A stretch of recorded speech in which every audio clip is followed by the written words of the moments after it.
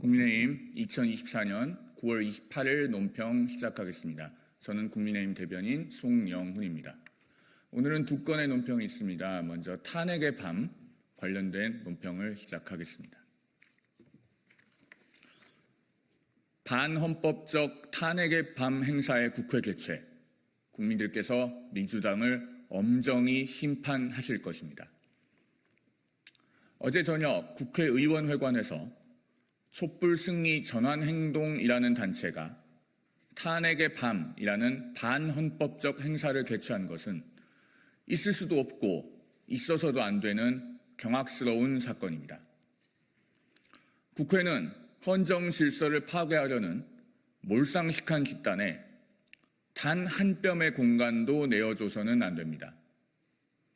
국회의 공간은 국회에 그냥 주어진 것이 아니라 국회가 헌법을 수호하는 책무를 다한다는 전제하에 국민들께서 주신 것이기 때문입니다. 그럼에도 민주당 강득구 의원은 헌정 질서를 파괴하려는 행사에 무려 국회의원회관 대관을 주선해 주었습니다. 국민의힘의 사과 요구에도 강득구 의원은 뻔뻔하게 침묵을 지키고 있습니다. 이렇게 뻔뻔하게 버틸 수 있는 배경에 이재명 대표의 의중이 있는 것은 아닌지 국민들은 의심하고 있습니다. 11월로 예정된 이재명 대표의 선거법 위반 사건 선고 등 사법 리스크가 현실화되면 도저히 무죄를 받을 길이 없는 이재명 대표를 구하기 위해 민주당이 대통령 탄핵으로 헌정을 위태롭게 하려는 빌드업이 아닌지 묻고 있는 것입니다. 헌정질서 파괴를 의도하는 행사가 국회에서 버젓이 개최된 것이 민주당의 이른바 빌드업이 아니라면 민주당은 강득구 의원을 즉시 제명하고 탄핵 연대도 즉각 해체해야 할 것입니다. 그렇지 않고 한 사람의 방탄을 위해 헌정질서 위협도 불사하겠다면 국민들께서 민주당을 엄정히 심판하실 것입니다. 아울러 민주당에 분명히 경고합니다. 노자의 도덕경에 이르기를 천망회회 소이불실, 하늘의 그물은 넓디 넓어서 섬기면서도 놓치는 것이 없다고 했습니다. 이재명 대표의 숱한 범죄 혐의에 가장 어울리는 말입니다. 온갖 수단을 동원한 방탄으로 법의 심판을 막아보려 한들 하늘의 그물은 놓치는 것이 없음을 명심하기 바랍니다. 2024년 9월 28일 국민의힘 대변인 송영훈. 다음 논평은 헌법재판관 후임 선출 촉구 논평입니다.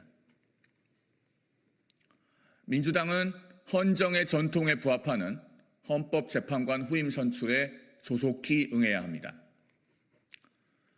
한낱 뜬소문으로 여겨졌던 헌법재판소의 10월 마비설이 현실화될 수도 있다는 국민적 우려가 높아지고 있습니다. 국회 추천으로 임명된 3명의 헌법재판관이 다음 달 17일 퇴임하면 민주당이 후임 선출 절차를 중단시켜 헌재의 기능이 마비될 수 있다는 것입니다. 이틀 전 국민의힘이 추천한 한석훈 국가인권위원회 위원 선출안을 민주당이 부결시키면서 우려의 그림자는 더욱 짙어지고 있습니다. 여야 합의는 온데간데 없고 국회와 헌정의 전통에 대한 존중마저 내던진 비이성적인 폭주입니다. 문제는 민주당의 폭주로 국가기관이 마비되면 그 피해는 고스란히 국민들께 돌아간다는 점입니다. 민주당의 폭주로 인권에 관한 다양한 시각을 가진 위원들이 조화를 이뤄야 할 국가인권위원회가 그렇지 못하게 되었습니다. 민주당의 폭주로 방송통신위원회는 수많은 통신 현안에 대해서도 단 한 건의 의결도 하지 못하고 있습니다. 민주당의 폭주로 이제 국민의 기본권을 지키는 최후의 보루인 헌법재판소마저 마비될 위험에 처해 있습니다. 3명의 재판관이 공석이 되면 심판 정족수 미달로 헌재는 단 한 건도 심리할 수 없기 때문입니다. 정치가 국민의 기본권을 지키는 일보다 위에 있을 수는 없습니다. 국회의원 중 어느 누구도 헌법보다 위에 있을 수는 없습니다. 임기 4년의 국회의원이 수십 년간 유지되어 온 헌정의 전통보다 위에 있을 수는 없습니다. 21세기 내내 유지되어 온 우리 헌정의 전통은 분명합니다. 여야 교섭단체가 하나씩이면 헌법재판관을 양당이 한 명씩 추천하고 나머지 한 명의 헌법재판관으로는 양당이 합의한 사람을 선출하는 것입니다. 민주당은 헌정의 전통에 부합하는 헌법재판관 후임 선출에 조속히 응해야 합니다. 2024년 9월 28일 국민의힘 대변인 송영훈.